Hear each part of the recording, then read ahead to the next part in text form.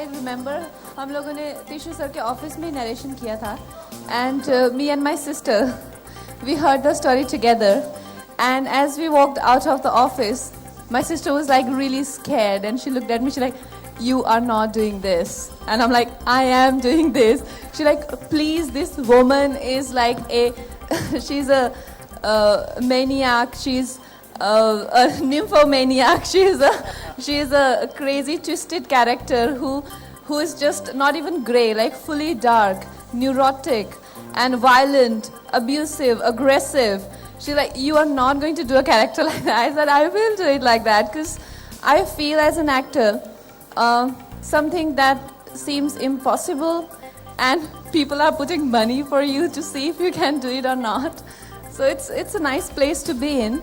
But I think that whole thrill and rush of doing something dangerous, you know, is would I say just because it looked so difficult on the pages, it looked impossible to create this person. Yeah, I think I have in the past I have done different characters, but I think our industry didn't offer those many risky characters to actors.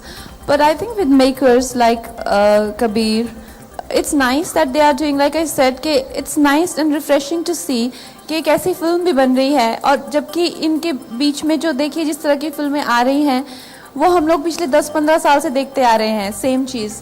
तो it takes a lot of guts, few people to show faith and put in money and put in their faith in that person.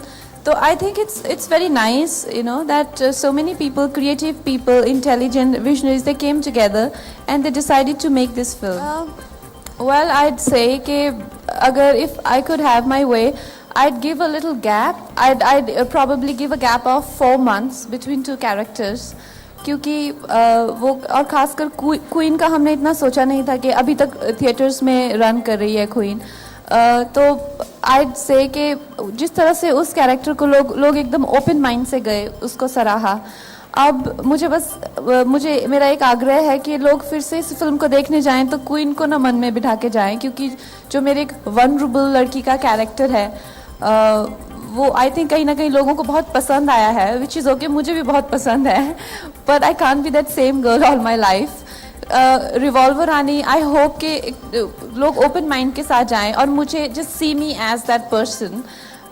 तो it will be nicer, it will be a lot more fun and I hope I am convincing as this woman. किरदार मेरे लिए आज तक का सबसे मुश्किल किरदार है, क्योंकि जैसे कि मैंने कहा कि उस जगह को समझ पाना कि लोगों की क्या साइकोलॉजी होती है और हर कोई ऐसे ब्लड थर्स्टी है वहाँ पे और हर कोई क्रिमिनल है.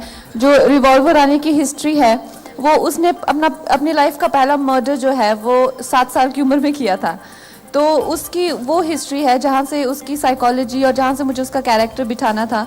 सो इस तरह के प्रोटैगनिस्ट जो कि बिल्कुल एक न्यूरोटिक किस्म का प्रोटैगनिस्ट है, उसके साथ में अगर आप आइडेंटिफाई भी ना कर सके तो कहीं ना कहीं उसको समझना, उसको ऑडियंसेस के लिए सिंप्लीफाई करना बहुत ज़रूरी होता है. और मुझे ही ना समझ आया पहले तो ये किरदार, तो आइड से कि मुझे काफ़ी वक्त लगा. नहीं, मुझे एक्चुअली मुझे लगा कि शायद पुरानी बात होगी, लेकिन जब इन्होंने मुझे कहा इन भीड़ों में अभी भी बागी होते हैं तो मुझे थोड़ी तो हैरानी हुई कि यहाँ पे. और हम लोग एक दिन शूट रैप करके जा रहे थे तो कुछ बागी आ गए थे. इनको हमारी गाड़ियाँ 8-10 गाड़ियाँ, वो थोड़ा सा चेक पॉइंट सा था वहाँ पे, तो वहाँ से निकल रही थी तो गाड़ियाँ अचानक से रुक गई. 10-15 मिनट हो गए तो मैंने फ़ोन किया, मैंने कबीर सर को फ़ोन किया, मैंने कहा क्या हो गया, सबकी गाड़ियाँ क्यों रुक गई.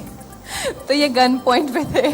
इनको कहा जा रहा था कि अपनी एक्ट्रेस को निकालो और हमें उनके साथ फ़ोटो खिंचाना है. पर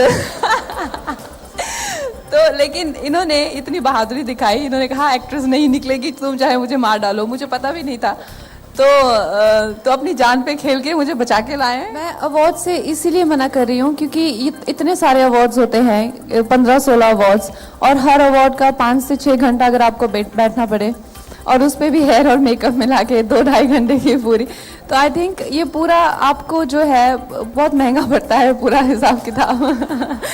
तो अगर एक अवार्ड होता है it's okay, but there are so many of them. मेरा वही एक प्रॉब्लम है. ऐसा नहीं है कि मुझे नहीं लगता कि अपने अवार्ड जेन्युइन है, बहुत जेन्युइन है. मुझे जब भी अवार्ड मिला है, चाहे वो गैंगस्टर के लिए हो, चाहे फैशन के लिए हो, अवार्ड जेन्युइन है, बट आई फील कि इतने हर कोई किसी को अवार्ड देता है. आपको अवार्ड मिलता है, किसी को फिर बेस्ट स्माइल के लिए मिलता है, बेस्ट साड़ी के लिए मिलता है. तो फिर आपको लगता है कि why are you even sitting here, you know. हर एक को खुश करने के लिए अवार्ड मिलता है. तो आई थिंक एक at a age stage there are priorities that you have. Awards are not my priority.